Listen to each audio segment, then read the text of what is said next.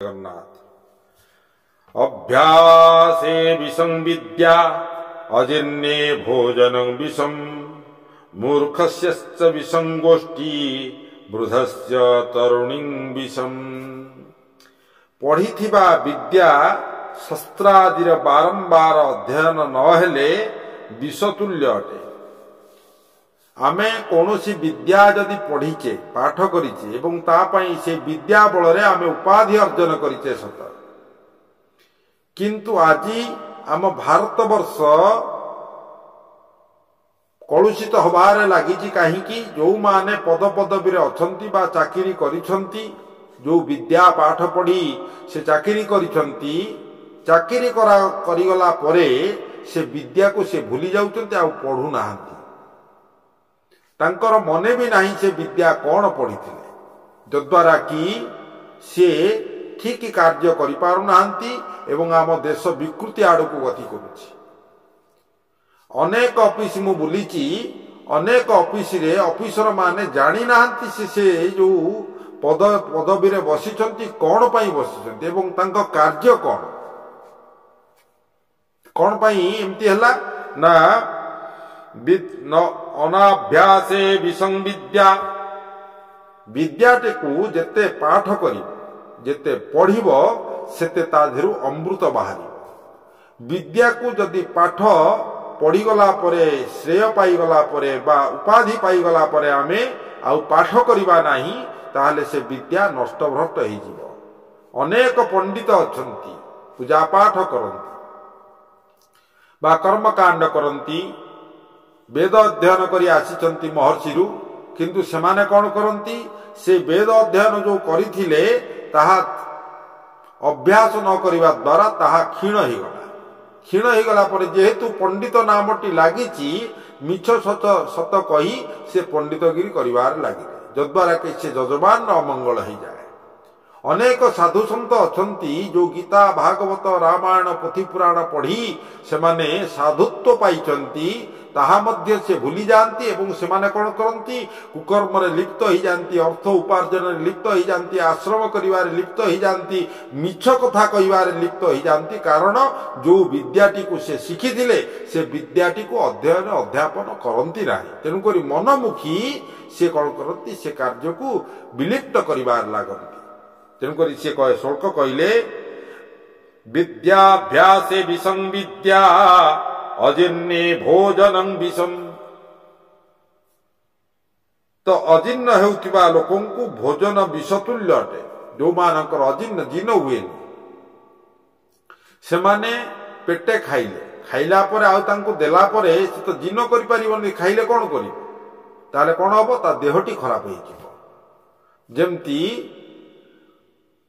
पेटे खाई सारा परे से लोक जहा खाइबो तार आउ अजीर्ण हो जिवो, जीर्ण हबो नाही। तेणुकर आजिर लोक आजिर समाज माने कौन करिसेंती, तू तो गोटे भल चाकरी पाइचु 60-70 हजार 1.5 लक्ष टंका दरमा पाउचु, पुणी कौन लांच तते दरकार होउची? काहीकि लांच दिया जीवो तते, काहीकि तू लांच नबु? जो माने भी उपरस्थ अधिकारी अछंती समस्तंको लांच आवश्यकता पड़ुची, जद्वारा कि आम देश क्षय आड़क गति करुछि। मानविकता को ही एमाने हरई बसिछंती एवं से खाईदेला परे काली विजिलेंस माड़ी बसिला कौन ना अमक बाबू को विजिलेंस माड़ी बसिला। 4टा बड़ बड़ कोठा करछंती भुवनेश्वर रे, एतिकी सुना रखिछंती, एतिकी रूपा रखिछंती, एतिकी अमक समक इत्यादि एतिकी गाड़ी रखिछंती इत्यादि इत्यादि कथा ये नित्य पेपर रे बा न्यूज मीडिया माध्यम रे देखिबा को मिलुछि। तार जीर्ण हेलानी सेगुड़ा। तेणुकरी तमर जेतिकी आवश्यकता अच्छी सेतिकी खाओ, श्लोक कहले बा शास्त्र कहउछंती। आउ कोन ना मूर्खस्य विसंगोष्ठी, मूर्खस्य च विसंगोष्ठी ही। मूर्ख दुष्ट व्यक्ति को संगत विषतुल्य लागे। जोठी सत्संग हुए हरिकथा हुए से जगह को जानती एवं जो माने हरिकथा करंती आ हरिकथा शुणंती सेमानकु सेमाने से कौन करंती क्रिटिसाइज करंती। से कहती भारी भक्त चोदौची भरे भक्त देखौची इत्यादि इत्यादि कथा। ତ ଯେହେତୁ ସେ ମୂର୍ଖ ସେ ସବୁ କଥା କୁହେ କୁକଥା କୁହେ। ତେଣୁକରି କହିଲା ମୂର୍ଖ ଦୁଷ୍ଟ ମୂର୍ଖସ୍ୟ ବିସଙ୍ଗୋଷ୍ଠୀ, ମୂର୍ଖକୁ ବିଷ ଭଳିଆ ଲାଗେ ଯୋଉଠି ଗୋଷ୍ଠୀ ସଙ୍ଗତ ବସେ, ସେଠି ଭଜନ କୀର୍ତ୍ତନ କରାଯାଏ, ସେ ସେଠି ଗଞ୍ଜେଇ ଖାଉଥିଲା, ମଦ ପିଉଥିଲା, କୁକର୍ମ କରୁଥିଲା। ଯୋଉଠିକି ଧର ଅନ୍ଧାର ଥିବ, ଯୋଉମାନେ ମଦିରା ପାନ କରନ୍ତି, କୁକର୍ମ କରନ୍ତି, ସେମାନେ ଗୋଟେ ଅନ୍ଧାରରେ ଜୀବନ ଯାପନ କରନ୍ତି। ଯୋଉମାନେ ସତ୍ସଙ୍ଗ କରନ୍ତି, ସତ୍ୟ ଦୟା କ୍ଷମା ଶାନ୍ତି ଏ ଚାରୋଟି ଜିନିଷ କରନ୍ତି, ତାଙ୍କୁ ସବୁବେଳେ ସେ ଗୋଟେ ଆଲୋକ ପରି, ସେ ଯୋଉଠିକି ଯାଆନ୍ତି ସେଠି ଆଲୋକିତ ହେଇଯାଏ। ତେଣୁକରି ମୂର୍ଖମାନେ ସବୁ ଯାକ ଅନ୍ଧାରରେ ଥାନ୍ତି। ସେ ଆଲୋକଟା ଯେତେବେଳେ ଯାଏ ତାଙ୍କୁ ବିଷ ତୁଲ୍ୟ ଲାଗେ। ଆଲୋକ କାହିଁକି ଆସିଲା, ଆମେ ଅନ୍ଧକାରରେ ଯା ନାହିଁ ଯା ତା କରୁଥିଲେ, ଗୋଟେ ଆଲୋକ ଆସିଗଲା ଏଇ ଜାଗାକୁ, ତାଙ୍କୁ ଖରାପ ଲାଗେ।